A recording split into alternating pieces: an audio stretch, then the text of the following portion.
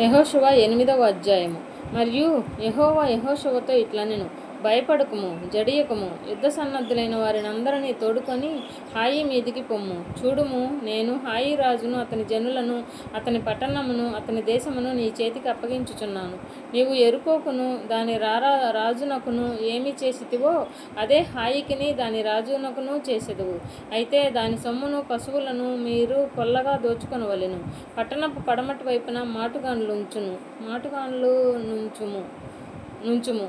యెహోషువయు యోధులందరూ హాయి మీదకు పోవలెనని ఉండగా, యెహోషువ పరాక్రమము గల 30,000 శూరులను ఏర్పరచి రాత్రివేళ వారిని పంపి వారికి ఆజ్ఞాపించినదేమనగా, ఈ పట్టణమునకు పడమటి వైపున మీరు దాన్ని పట్టుకొనుచు చూచుచూ పొంచి ఉండవలెను.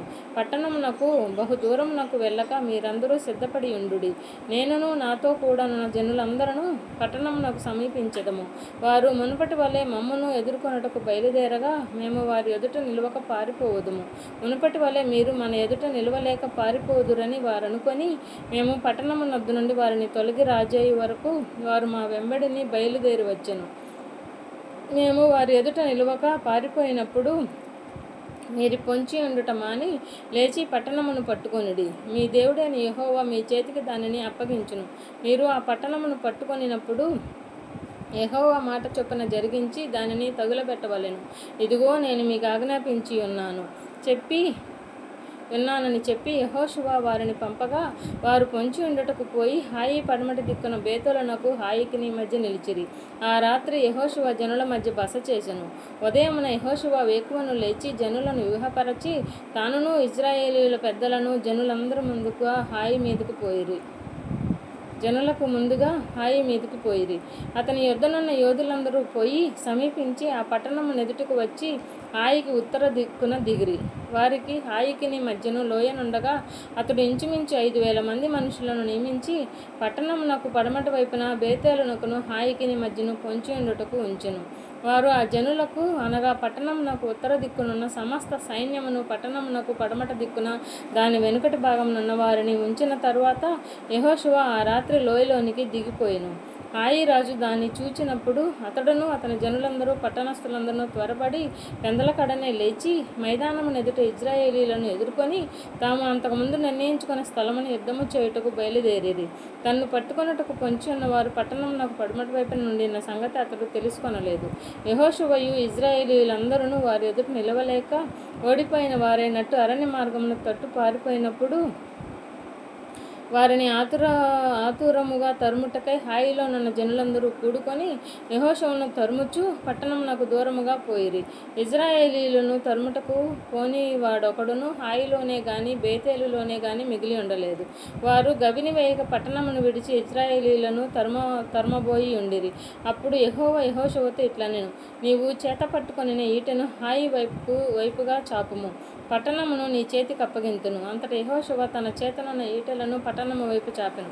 అతడు తన చెయ్యి చాపగా పొంచి ఉన్నవారు మాటులో నుండి త్వరగా లేచి పరుగెత్తి పట్టణములో చొచ్చి దాన్ని పట్టుకొని అప్పుడే తగలుబెట్టిరి. హాయి వారు వెనుక వైపున తిరిగి చూచినప్పుడు ఆ పట్టణము యొక్క పొగ ఆకాశమునకు ఎక్కుచుండెను. అప్పుడు అరణ్యమునకు పారిపోయిన జనులు తిరిగి తమ్మును తరుముచున్న వారి మీద పడుచుండిరి.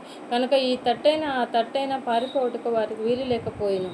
పొంచి ఉన్నవారు పట్టణమును పట్టుకొని ఉండుటయు పట్టణపు పొగ ఎక్కుచుండుటయు యెహోషువయు ఇశ్రాయేలీయులందరూ చూచినప్పుడు వారు తిరిగి హాయి వారిని హతము చేసిరి.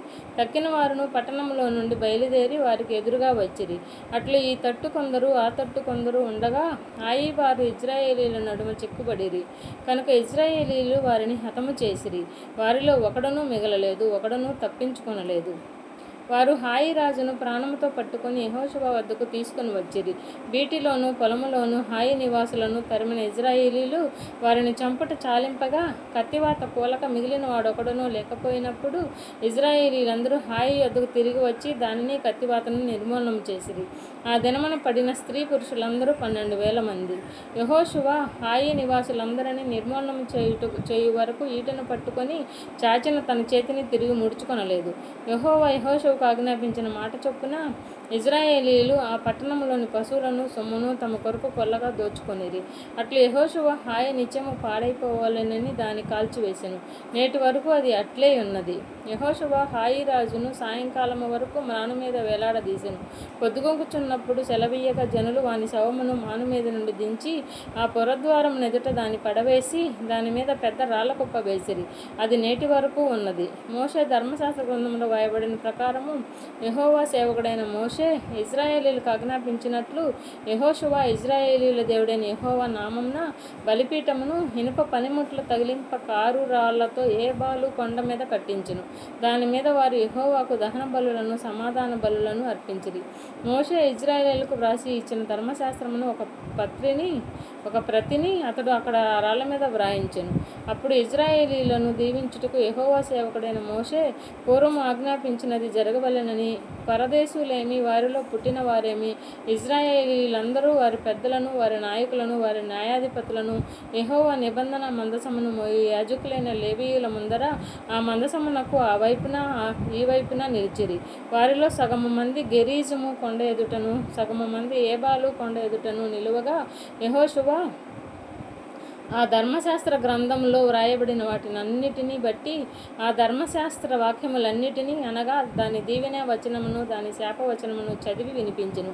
స్త్రీలను పిల్లలను వారి మధ్య నుండి పరదేశులను వినుచుండగా యెహోషువ సర్వసమాజము ఎదుట మోషే ఆజ్ఞాపించిన వాటి అన్నిటినీ చదువక విడిచిన మాట ఒక్కటియూ లేదు.